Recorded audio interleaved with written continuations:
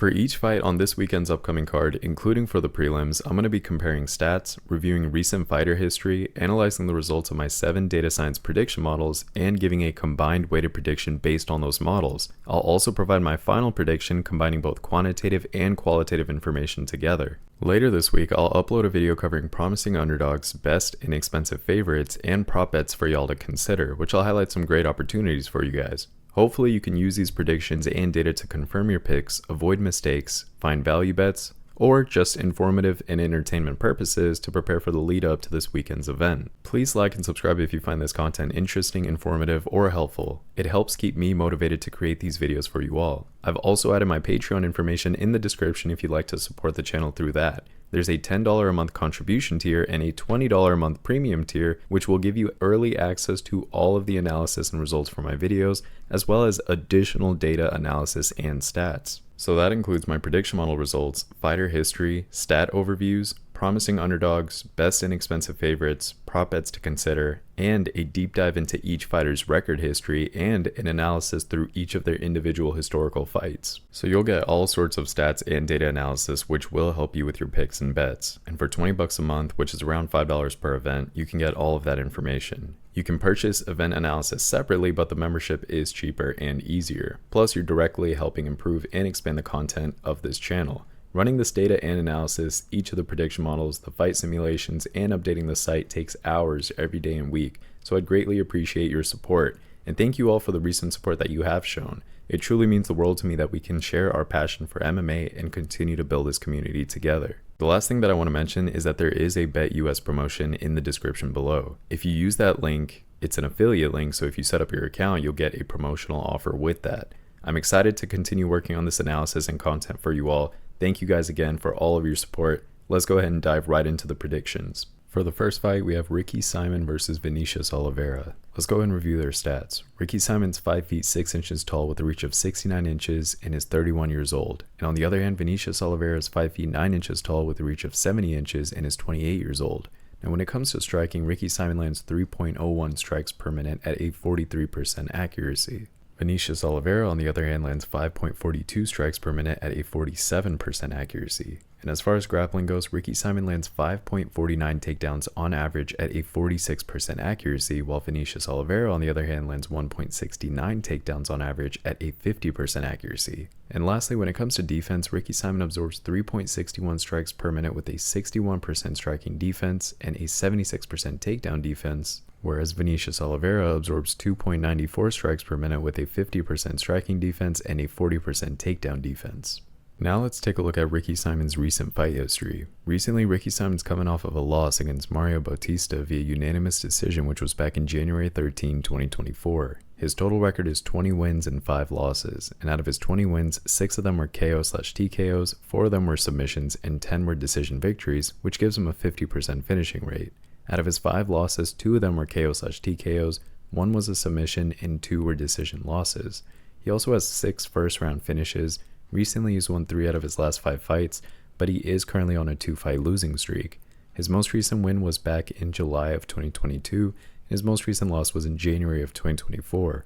Now let's check out Vinicius Oliveira's recent fight history. Recently, Oliveira is coming off of a win against Bernardo Sopaj via KO/TKO, which was back in March of 2024. Oliveira's total record is 20 wins and only 3 losses, and out of his 20 wins, 16 of them were KO/TKOs, 2 were submissions, and 2 were decision victories, which gives him an impressive 90% finishing rate. Now, out of his 3 losses, all 3 of them were KO/TKO losses. Oliveira also has 15 first-round finishes, and recently he's done pretty well. He's won 4 out of his last 5 fights, and he is on a 3-fight winning streak. His most recent win was back in March of this year, and his most recent loss was in July of 2022. Now let's take a look at what my prediction models predicted, their weighted average, and my final pick that takes that and adds other non-statistics based research and fight film study observations as well. Only 1 of 7 of my prediction models are leaning towards Ricky Simon, and the other 6 are leaning towards Vinicius Oliveira. When we weigh the prediction models together, we actually get a 65.3% probability of victory for Oliveira. However, I'm going to go opposite of the prediction models here, and I'm going to give Ricky Simon a 59.7% probability of victory, and that's due to the fact that Ricky Simon has an 11% higher striking defense, he lands 3.8 more takedowns on average, and he has a 36% higher takedown defense. Ricky Simon has won 20 fights, he's finished 50% of them, he's won 8 of 12 of his UFC fights, and recently he's won 3 out of his last 5 fights. Now let's discuss reason aside from stats alone as to why Ricky Simon is set to defeat Oliveira, and that's due to the fact that his wrestling and grappling skills can effectively neutralize Oliveira's striking power. Simon performs really well when it comes to high pressure situations, and he has a good ability to adapt his strategy mid-fight, which I think gives him a strategic edge in this matchup. Despite Oliveira's aggressive style and his knockout power, Simon's mental toughness and resilience, combined with his ability to control the pace and exploit ground weaknesses, make him the more well-rounded and prepared fighter in this matchup. Final decision, I'm going for Ricky Simon via decision. For the next fight, we have Ray Surya versus Carlos Hernandez. Let's go ahead and review their stats. Ray Surya is 5 feet 6 inches tall with a reach of 68 inches and is 22 years old. And on the other hand, Carlos Hernandez is 5 feet 8 inches tall with a reach of 67 inches and is 30 years old. When it comes to striking, Ray Surya lands 2.93 strikes per minute at a 62% accuracy. Carlos Hernandez, on the other hand, lands much more at 4.95 strikes per minute, but at a much less accuracy of 46%. And as far as grappling goes, Ray lands 6.84 takedowns on average with a 54% accuracy, while Carlos Hernandez, on the other hand, lands only 1.11 takedowns on average with a very low 15% accuracy. And lastly, when it comes to defense, Ray absorbs 1.44 strikes per minute with a 44% striking defense and a 50% takedown defense, whereas Carlos Hernandez absorbs 4.54 strikes per minute with a 46% striking defense and a 65% takedown defense. Now let's take a look at Ray Surya's recent fight history. Recently, he's coming off of a win via KO/TKO back in February of this year. His total record is 9 wins and he has no losses. And out of his 9 wins, 4 of them were KO/TKOs, 4 were submissions, and only 1 was a decision victory, which gives him an 89% finishing rate. Ray also has 4 first-round finishes. Now on the other hand, we have Carlos Hernandez, and recently Carlos Hernandez is coming off of a loss against Tatsuro Taira via KO/TKO back in December of 2023.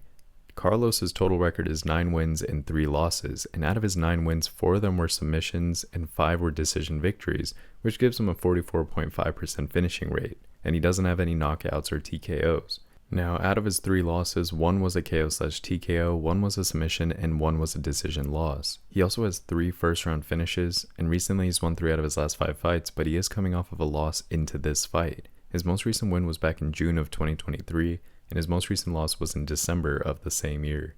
Now, unfortunately, I couldn't run these fighters through my prediction models because of the debut. However, the odd probabilities are giving Ray a 76.6% probability of victory, and I generally agree with that because Ray is 8 years younger, he has a reach advantage of an inch, he has a 16% higher striking accuracy, he absorbs 3 less strikes per minute, he lands 5.73 more takedowns on average, he has about a 40% higher takedown accuracy, and he lands 3.7 more submissions on average as well. Ray Surya has won 9 fights, he's finished 89% of them, he's won all of his road to UFC fights, and I think that Ray's gonna beat Carlos Hernandez due to his versatile fighting style, which seamlessly blends striking and grappling together, and I think that his impressive winning streak will boost his confidence and his mental toughness coming into this fight. Surya's adaptability in the cage is going to allow him to exploit Hernandez's defensive vulnerabilities, particularly his susceptibility to submissions and knockouts. Now, while Hernandez does have a reach advantage and more UFC experience, his inconsistency and defensive weaknesses make him vulnerable to Surya's relentless pressure and his overall strategic approach. Ultimately, Surya's momentum, his mental resilience, and his ability to capitalize on his opponent's flaws do give him the upper hand in this matchup. That's why I'm going to take Ray Surya via submission. For the next fight, we have Andrei Arlovski versus Martin Buday. Let's go and review their stats. Arlovski is 6 feet 3 inches tall with a reach of 77 inches and is 45 years old. And on the other hand, Martin Buday is 6 feet 4 inches tall, also with the same reach of 77 inches, but is much younger at 32 years old. Now, when it comes to striking, Andrei Arlovski lands 3.78 strikes per minute at a 45% accuracy, and Martin, on the other hand, lands much higher at 5.17 strikes per minute at a 52% accuracy. Now, as far as grappling goes, Andrei Arlovski lands 0.38 takedowns on average at a 36% accuracy, and Martin, on the other hand, lands lower at 0.26 takedowns on average with a 25% accuracy. And lastly, when it comes to defense, Andrei absorbs 3.2 strikes per minute with a 57% striking defense and a 76% takedown defense, whereas Martin absorbs 5.7 strikes per minute with a 54% striking defense and a pretty decent takedown defense as well. Now let's take a look at Andrei Arlovski's recent fight history. Recently, Andrei's coming off of a loss against Waldo Cortez Acosta via unanimous decision, which was back in January of 2024. His total record is 34 wins, but 23 losses as well. And out of his 34 wins, 17 of them were KO/TKOs, 3 were submissions, and 14 were decision victories, which gives him a 59% finishing rate. Now, out of his 23 losses, 12 of them were KO/TKOs, 3 were submissions, and 8 were decision losses. Arlovski also has 13 first-round finishes, and recently he's only won 2 out of his last 5 fights, and he is on a 3-fight losing streak. His most recent win was actually back in April of 2022, and his most recent loss was in January of this year. Now flipping over to Martin, recently he's coming off of a loss against Shamil Ghazi via KO/TKO, which was back in December of 2023. His total record looks a bit better with 13 wins and 2 losses, and out of his 13 wins, 7 of them were KO/TKOs, 2 were submissions, and 4 were decision victories, which gives him a 69% finishing rate. Out of his 2 losses, 1 was a KO/TKO and the other was a decision loss. He also has 6 first-round finishes. Recently he's won 4 out of his last 5 fights, but he is coming off of a loss into this fight with Arlovski. His most recent win was back in August of 2023, and his most recent loss was in December of 2023. Now let's take a look at what my prediction models predicted, their weighted average, and my final pick that takes that and adds other non-statistics based research and fight film study observations into account as well. Now, none of my prediction models are leaning towards Andrei Arlovski, and all 7 are leaning towards Martin. And when we weigh those prediction models together, we get a 59% probability of victory for Martin to win. Now for my final prediction, I actually give Martin a more confident 67% probability of victory, and that's due to the fact that Martin does have a height advantage of an inch. He's 13 years younger, he lands 1.4 more strikes per minute, he has a 7% higher striking accuracy, he has a 24% higher takedown defense, and he lands slightly more submissions on average as well.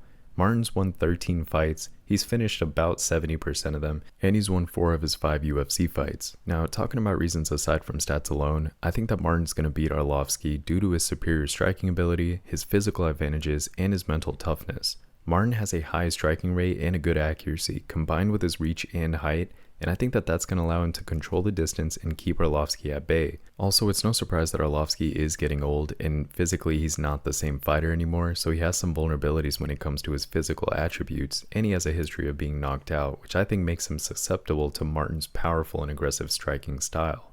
Now, I think that by exploiting these weaknesses and leveraging his own strengths, Martin has a pretty clear path to victory against the seasoned veteran. I don't think that Martin necessarily finishes Andrei Arlovski, but I do see him controlling the fight and taking it to the judges and getting a unanimous decision. So my final decision is Martin via unanimous decision. Now for the next fight, we have Michelle Waterson-Gomez versus Jillian Robertson. Let's go and review their stats. Michelle Waterson-Gomez is 5 feet 3 inches tall with a reach of 62 inches, and she is 38 years old. And on the other hand, Jillian Robertson is 5'5" with a reach of 63 inches and is 29 years old. Now when it comes to striking, Michelle Waterson-Gomez lands 3.56 strikes per minute at a 46% accuracy, and Jillian on the other hand lands 2.61 strikes per minute, but also at a 46% accuracy. Now as far as grappling goes, Michelle lands 1.42 takedowns on average with a 32% accuracy, and Jillian on the other hand lands 2.53 takedowns on average at a 43% accuracy. And lastly, when it comes to defense, Michelle absorbs 4.19 strikes per minute at a 49% striking defense and a 70% takedown defense, whereas Jillian absorbs 3.12 strikes per minute with a 56% striking defense and a 43% takedown defense.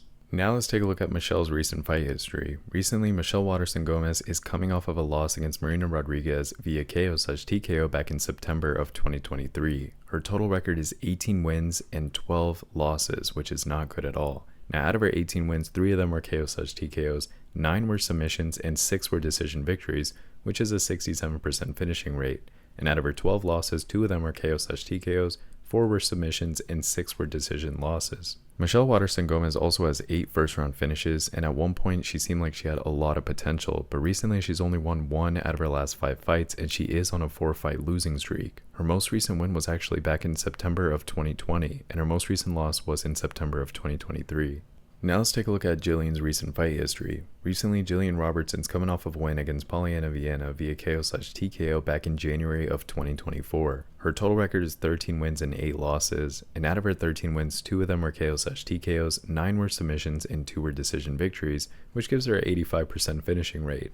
Out of her 8 losses, 1 was a KO/TKO, 1 was a submission, and 6 were decision losses. She does have 3 first-round finishes, and recently she's done better than Michelle. She's won 3 out of her last 5 fights, and she is coming off of a win into this fight. Her most recent win was in January of this year, and her most recent loss was in June of last year.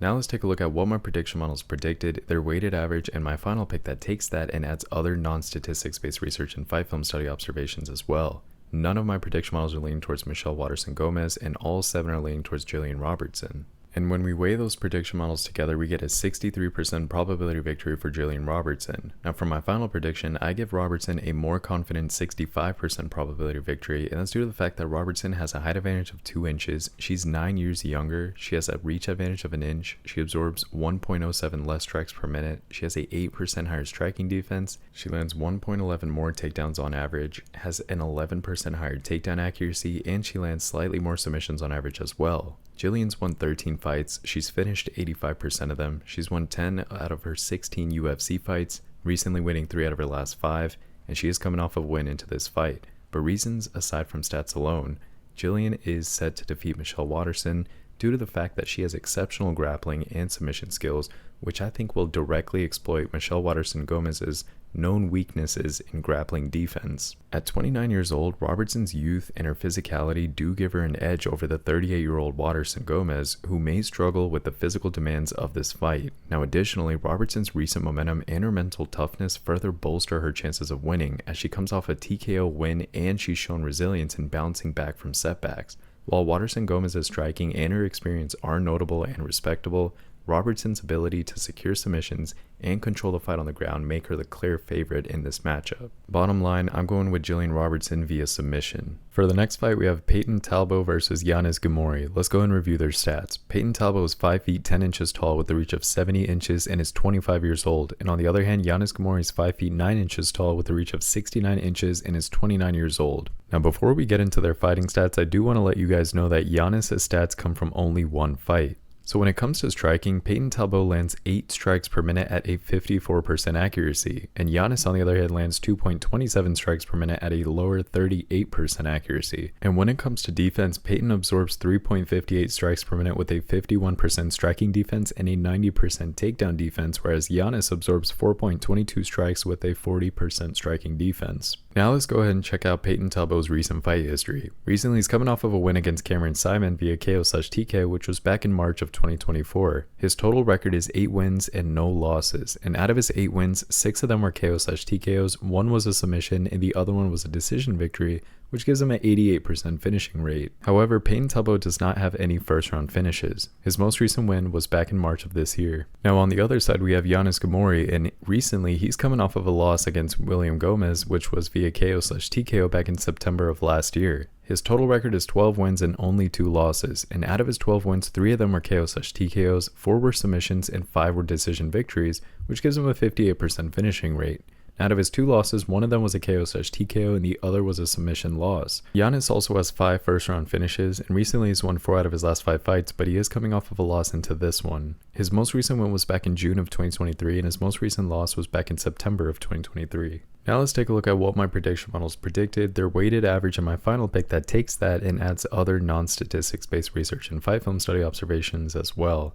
All 7 of my prediction models are leaning towards Peyton Talbot and none are leaning towards Yanis. And when we weigh those prediction models together, we get a 77.6% probability of victory for Peyton Talbot. Now for my final prediction, I'm actually going to go more confident and I'm going to give Peyton Talbot an 88% probability of victory, and there's several reasons for that. Statistically speaking, he has a height advantage of 1 inch, he's 4 years younger, he has a reach advantage of 1 inch, he lands 5.8 more strikes per minute, he has a 16% higher striking accuracy, he absorbs 0.64 less strikes per minute, and he has an 11% higher striking defense. Peyton Talbot has done really well recently. He's won 8 fights, he's finished 88% of them, he's won both of his UFC fights, and he's also on a crazy fight win streak with no losses. But the reason that I'm going for him, aside from stats alone, is due to his versatile fighting style, his striking accuracy, and his overall mental toughness. Talbot's ability to switch stances and maintain a high striking volume will likely exploit Gamori's defensive gaps and his susceptibility to pressure style fighters. Additionally, Talbot's current momentum and his confidence from his undefeated record will provide a psychological edge coming into this fight. While Giannis's reach and his kickboxing skills are notable, Talbo's adaptability and his aggressive approach in fighting makes him the stronger contender in this matchup. That's why I'm going to go Peyton Talbo via KO/TKO. I think he's going to make another statement and he's going to get his 9th win in a row. For the next fight, we have Charles Jourdain versus Gene Silva. Let's go and review their stats. Charles is 5 feet 9 inches tall with a reach of 69 inches and is 28 years old. And on the other hand, Gene Silva is 5 feet 7 inches tall with a reach of 69 inches and is 27 years old. When it comes to striking, Charles lands 5.56 strikes per minute at a 48% accuracy, and Gene on the other hand lands 5.83 strikes per minute at a 52% accuracy. As far as grappling goes, Charles lands 0.09 takedowns on average at a very low 10% accuracy, while Gene on the other hand lands 1.56 takedowns on average at a 50% accuracy. And lastly, when it comes to defense, Charles absorbs 4.31 strikes per minute with a 57% striking defense and a 48% takedown defense, whereas Gene absorbs 4.27 strikes per minute with a 57% striking defense and a pretty good takedown defense as well. Now let's check out Charles' recent fight history. Recently, Charles Jourdain's coming off of a loss against Sean Woodson via split decision, which was back in January of this year. His total record is 15 wins and 7 losses, and out of his 15 wins, 8 of them were KO/TKOs, 5 of them were submissions, and 2 were decision victories, which gives him an 87% finishing rate. Now out of his 7 losses, 1 was a submission and the other 6 were decision losses. He also has 5 first-round finishes, but recently he's only won 2 out of his last 5 fights, and he is coming off of a loss into this fight. His most recent win was in September of 2023, and his most recent loss was in January of 2024. Now let's take a look at Gene Silva's recent fight history. Recently, he's coming off of a win against Weston Wilson via KO/TKO back in January of this year. His total record is 12 wins and only 2 losses, and out of his 12 wins, 9 of them were KO/TKOs, 2 were submissions, and 1 was a decision victory, which gives him a very high 92% finishing rate. Now out of his 2 losses, both of those were decision losses. He has 9 first-round finishes. Recently, he's won all 5 of his last 5 fights, and he's currently on a 9-fight win streak. His most recent win was back in January of 2024, and the last time he lost was back in April of 2018. Now let's take a look at what my prediction models predicted, their weighted average, and my final pick that takes that and adds other non-statistics based research and fight film study observations into account as well. Only 1 of 7 of my prediction models are leaning towards Charles, and the other 6 are leaning towards Gene Silva. And when we weigh those prediction models together, we get a 66% probability of victory for Gene. Now for my final prediction, I'm giving Gene a slightly less confident 55% probability of victory. And there's a few reasons for that, but statistically speaking, Charles Jourdain has a bit of a physical advantage. He has a height advantage of 2 inches. But the reason I am picking Gene Silva is due to the fact that Gene Silva is 1 year younger. He absorbs 0.27 more strikes per minute. He has a 4% higher striking accuracy. He absorbs slightly less strikes per minute. He lands 1.47 more takedowns on average. He has a 40% higher takedown accuracy, and he has a 52% higher takedown defense as well. Gene Silva's won 12 fights. He's finished 92% of his fights. He's won his 1 UFC fight. Recently, he's won all 5 of his last 5 fights, and he's on a 9-fight win streak. But talking about reasons aside from stats alone, I think that Gene Silva is going to win, likely due to his powerful and versatile striking, which includes a crazy mix of elbows and knees, which I think will exploit Jourdain's defensive gaps. Silva's solid defensive skills and his really good takedown defense will likely keep the fight standing where he excels. Additionally, Silva's 9-fight win streak and his recent dominant performances will likely boost his confidence and his momentum, which I think will give him a psychological edge in this fight. While Jourdain's experience and adaptability are notable, Silva's current form and his strategic advantages make him the clear favorite in this matchup in my opinion. That's why I'm going to take Gene Silva. I don't think he's going to get the finish here, even though he has a good finishing rate. I think this one's going to go to the judges, and he's going to get the decision win. For the next fight, we have Cub Swanson versus Andre Fili. Let's go and review their stats. Cub Swanson is 5 feet 8 inches tall, and he has a reach of 70 inches and is 40 years old. On the other hand, Andre Fili is 5 feet 11 inches tall with a reach of 74 inches, and he is 6 years younger at 34 years old. Now when it comes to striking, Cub Swanson lands 4.7 strikes per minute at a 50% accuracy, and Andre on the other hand lands 3.85 strikes per minute at a 37% accuracy. Now as far as grappling goes, Cub Swanson lands 1.09 takedowns on average with a 52% accuracy, while Andre on the other hand lands 2.16 takedowns on average at a 47% accuracy. And lastly, when it comes to defense, Cub Swanson absorbs 3.84 strikes per minute with a 59% striking defense and a 61% takedown defense, whereas Andre absorbs 4.11 strikes per minute with a 51% striking defense and a 69% takedown defense.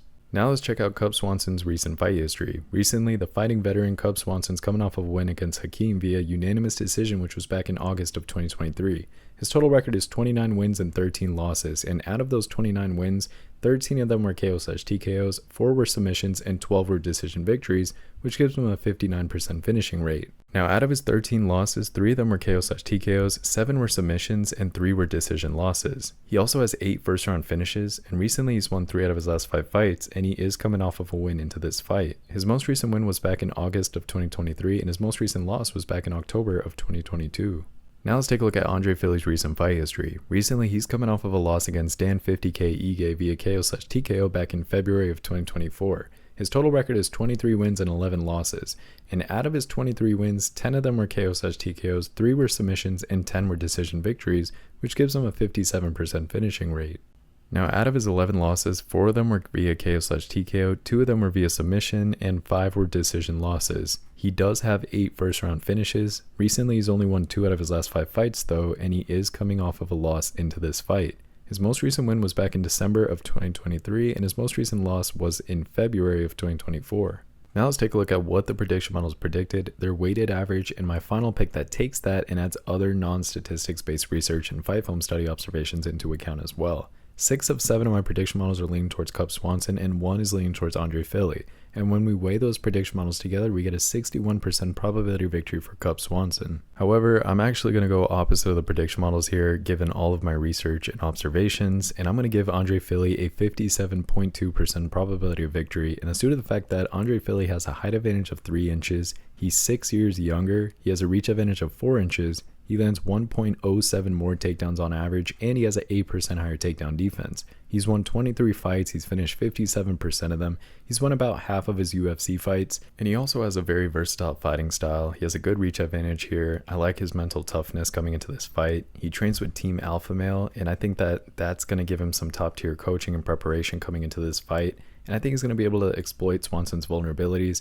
particularly his susceptibility to submissions. Respect to Cub Swanson, though, you can't forget his past and what he's been able to accomplish. He has great experience and he's very creative in the octagon. His age and his physical decline do make it challenging for him to keep up with Fili's aggressive pace and his strategic adaptability, at least when I think of how this fight's going to play out and who's going to have the strategic advantages.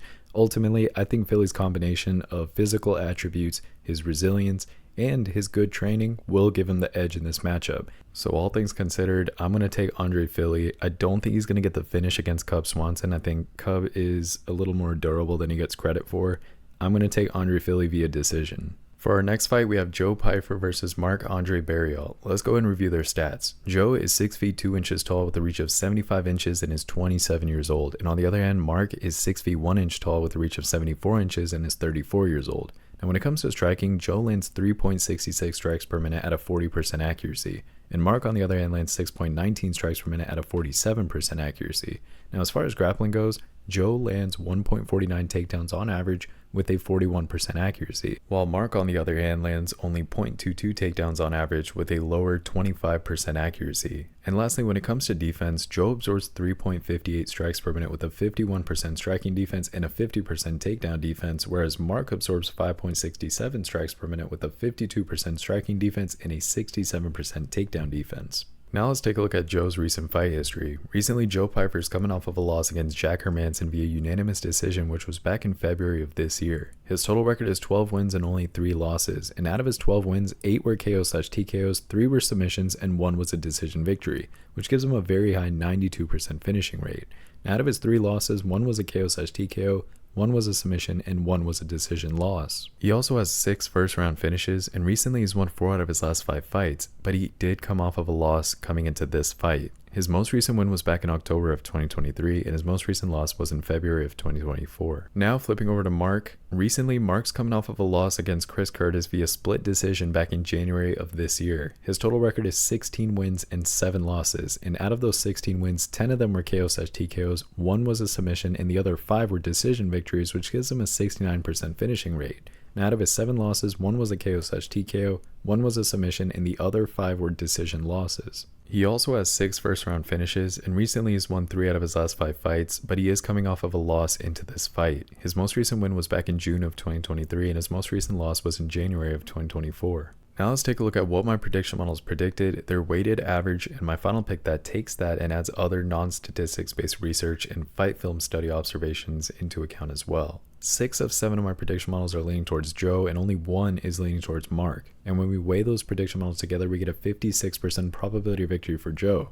Now for my final prediction, I do give Joe a more confident 67% probability of victory. And that's due to the fact that Joe has a height advantage of an inch, he's 7 years younger, he has a reach advantage of an inch, he absorbs 2.09 less strikes per minute, he lands 1.27 more takedowns on average, he has a 16% higher takedown accuracy, and he lands 0.8 more submissions on average as well. He's won 12 fights, he's finished 92% of them, he's won 3 of his 4 UFC fights, recently winning 4 out of his last 5 fights. He also has crazy knockout power, he's mentally tough, and he has great momentum coming into this fight. His ability to finish fights both on the feet and on the ground makes him a versatile threat, and his aggressive style will probably overwhelm Pereira, who has shown vulnerabilities in his submission defense, and he's been inconsistent in his performances. All things considered, I think Pereira has a strategic edge in this fight. I think he's going to exploit Pereira's weaknesses and leverage his own strengths. Final prediction, I think Joe Pereira is going to win. I think he's going to defeat Marc-Andre Pereira, and I think he's actually going to finish him via KO/TKO.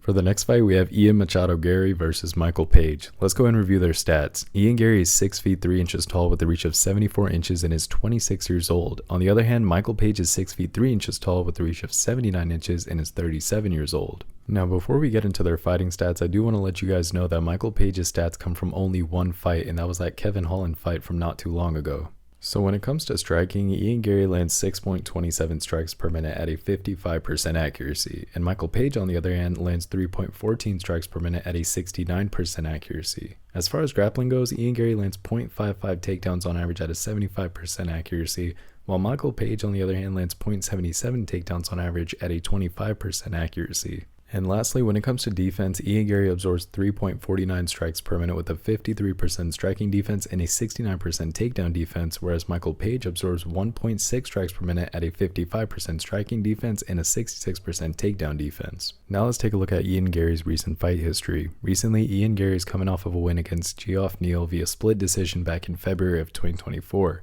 His total record is 14 wins and no losses. And out of his 14 wins, 7 of them were KO/TKOs, 1 was a submission, and the other 6 were decision victories, which gives him a 57% finishing rate. He also has 4 first-round finishes, and again, his most recent win was back in February of this year. Now let's take a look at Michael Page's recent fight history. Recently, Michael Page is coming off of a win against Kevin Holland via unanimous decision, which was back in March of 2024. His total record is 22 wins and only 2 losses, and out of his 22 wins, 13 were via KO/TKO, 3 of them were via submission, and the other 6 were decision victories, which gives him a pretty respectable 73% finishing rate. Now out of his 2 losses, 1 of them was a KO/TKO and the other was a decision loss. He also has 13 first-round finishes, and recently he's won 4 out of his last 5 fights, and he's on a 2-fight win streak coming into this fight. His most recent win was back in March of 2024, and his most recent loss was actually May of 2022.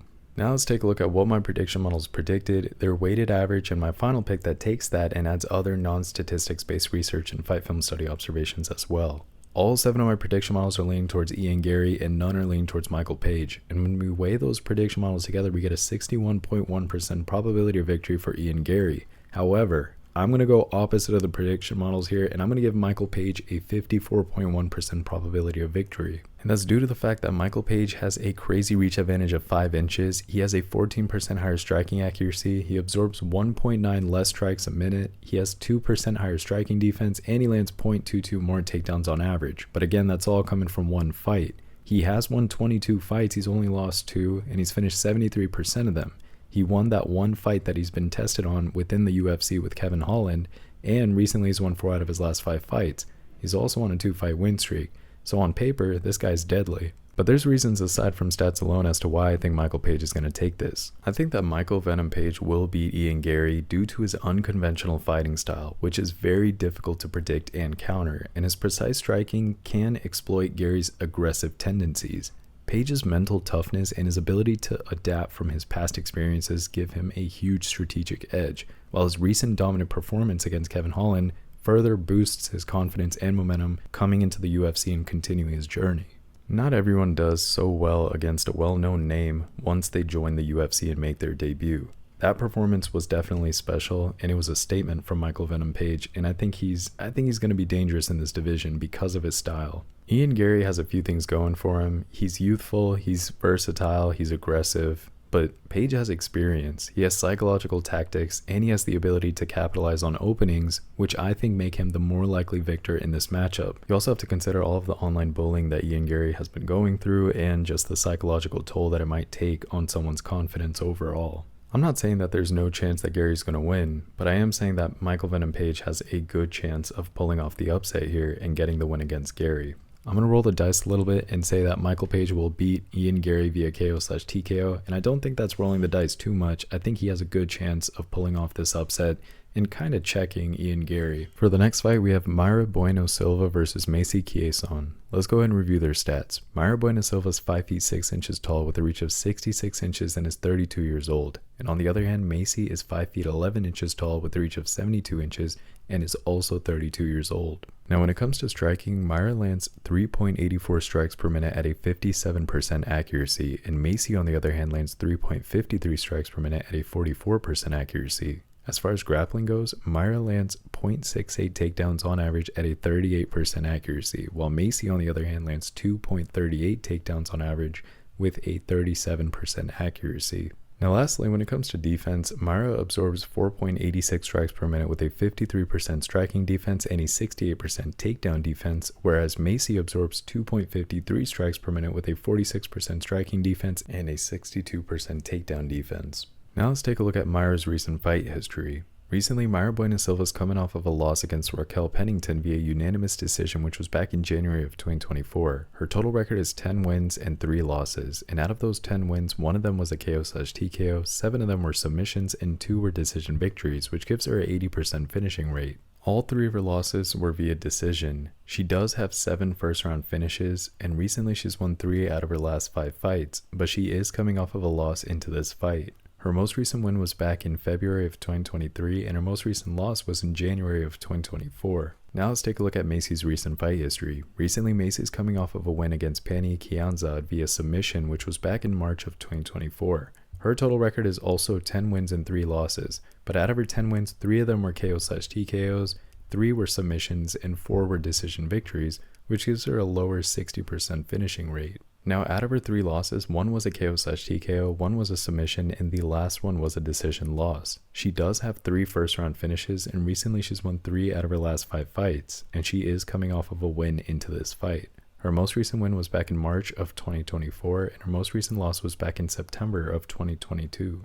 Now let's take a look at what my prediction models predicted for this fight, their weighted averages, and my final pick that takes that and adds other non-statistics based research and fight film study observations into account as well. None of my prediction models are leaning towards Mayra Bueno Silva, and 7 are leaning towards Macy Chiasson. And when we weigh those prediction models together, we get a 68.4% probability of victory for Macy. However, based on all of the research that I've done, I'm actually going to go opposite of the prediction models here, and I'm going to give Mayra Bueno Silva a 56.2% probability of victory. And there's several reasons for that. For example, statistically speaking, she lands 0.31 more strikes per minute. She has a 13% higher striking accuracy. She has a 7% higher striking defense. She has a 1% higher takedown accuracy. She has a 7% higher takedown defense, and she lands 1.1 more submissions on average. Mayra's won 10 fights. She's finished 80% of her fights. She's won half of her UFC fights, and recently she's won 3 out of her last 5 fights. She has great submission skills and great striking versatility as well. She's proficient in Brazilian Jiu-Jitsu, and that makes her a constant threat on the ground, where Chiasson has shown vulnerabilities in the past.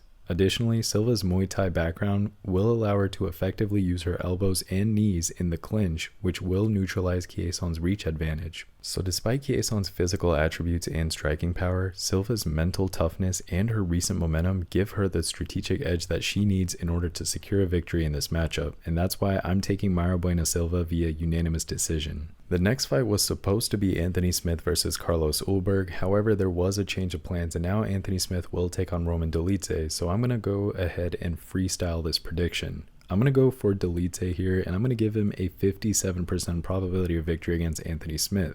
I didn't run them through my prediction models, however based on Delite's fighting style, with his powerful striking combinations and his grappling, I think that he has the advantage here. He'll set an aggressive pace and apply relentless pressure, which will eventually overwhelm Smith, who we've seen has vulnerabilities in his striking defense and he's susceptible to takedowns as well. I do respect Anthony Smith though, he truly is a lion-hearted fighter and I think his experience and his submission skills are notable, but Delite's ability to control the fight on the ground and his crazy knockout power do give him the edge in this fight.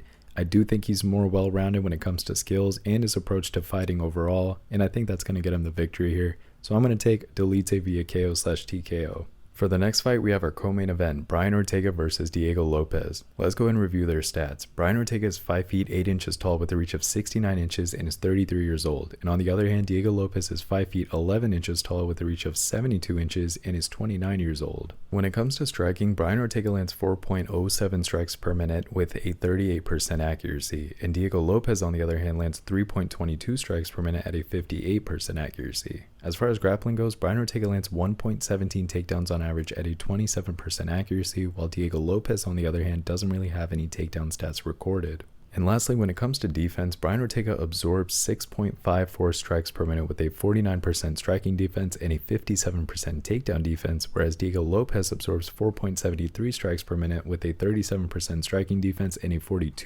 takedown defense. I think the amount of strikes absorbed will play a key role in this fight.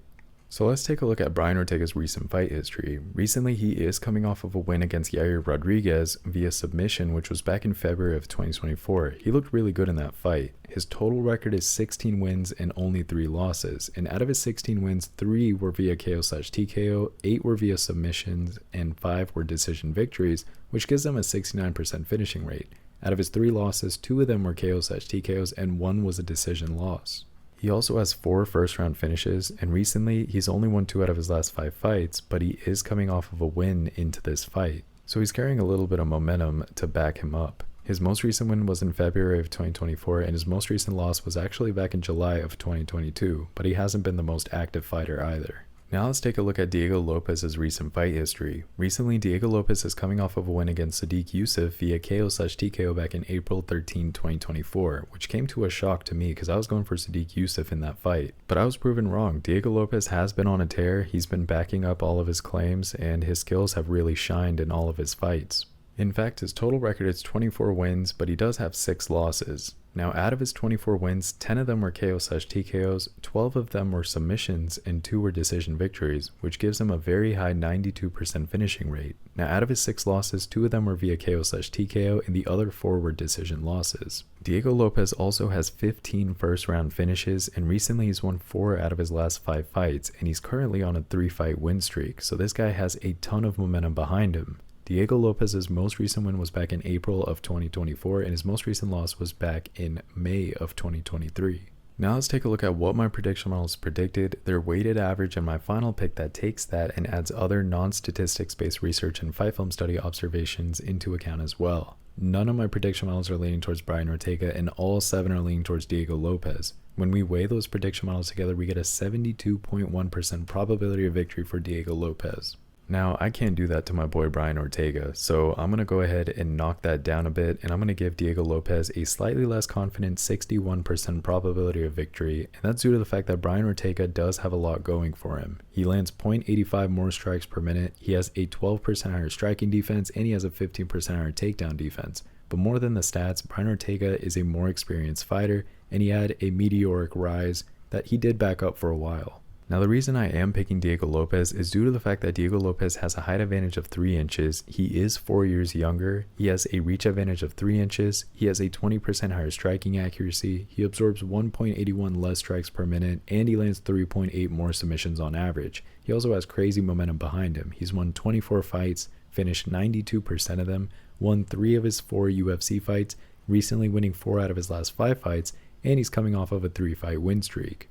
Now let's discuss reasons aside from stats alone as to why Diego Lopez will likely win. He has a very versatile skill set that has already been put to the test and has been proven. His opponents have gotten more and more challenging over time, and he's passed all of his tests. He's able to finish his fights wherever he wants, on his feet, on the ground, or even with the judges. He also has a high finishing rate, especially in the first round, so he ends fights quickly and decisively, and he tends to overwhelm his opponents. I think that his well-rounded game, combined with his improved striking and his elite BJJ, will allow him to exploit Ortega's defensive flaws and potentially neutralize his ground game. While Ortega's experience and his submission skills are formidable and respectable, Lopez's recent performances and his adaptability suggest that he can capitalize on any weaknesses, making him the more likely victor in my opinion.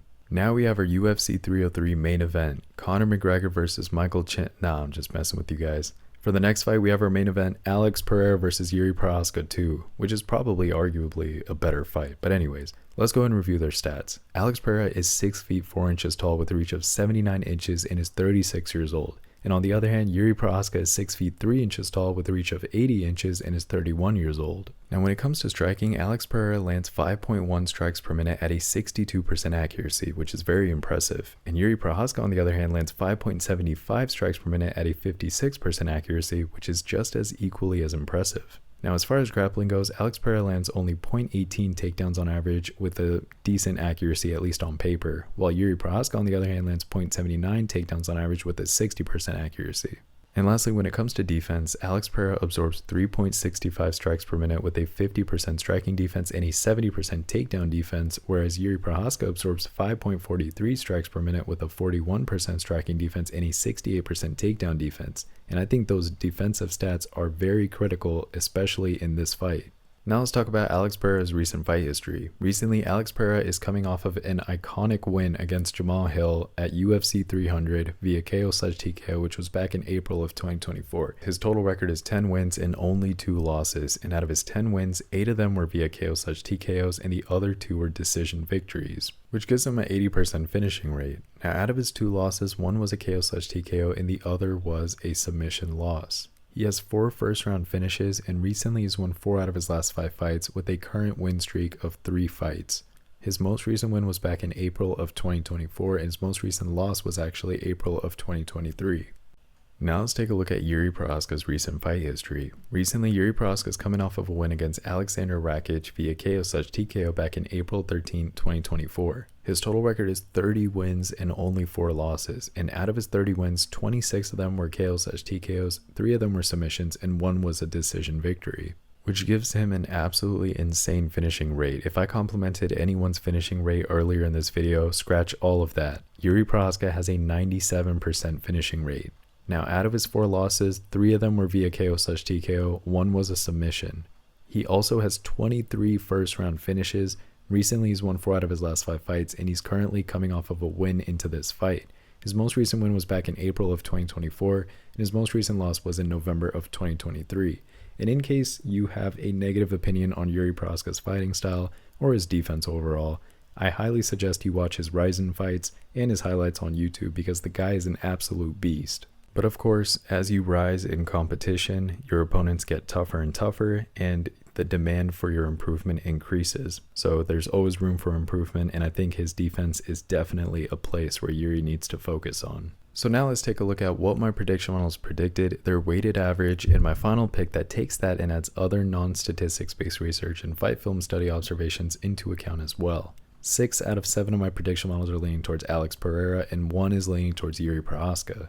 When we weigh the prediction models together, we get a 59.5% probability of victory for Alex Pereira. And in case you're curious, the prediction models are taking into account how they did in their first fight together, so it's considering that and spitting out this confident prediction, which is pretty cool because it's taking into account all the weaknesses that each fighter showed in that first fight and taking it into consideration through the data science and machine learning process to come up with these predictions. I did a ton of research on both of these fighters, mostly because I love doing this stuff and I like watching their fight footage, but after watching everything and learning everything about them, again, I do think that this is a fair prediction for Alex Pereira to win. And I think that Alex Pereira has a lot going for him, not just statistically, but also qualitative factors as well. But let's first start with the statistics. He has a height advantage of 1 inch here, he has a 6% higher striking accuracy, he absorbs 1.78 less strikes per minute, he has a 9% higher striking defense, he has a 40% higher takedown accuracy,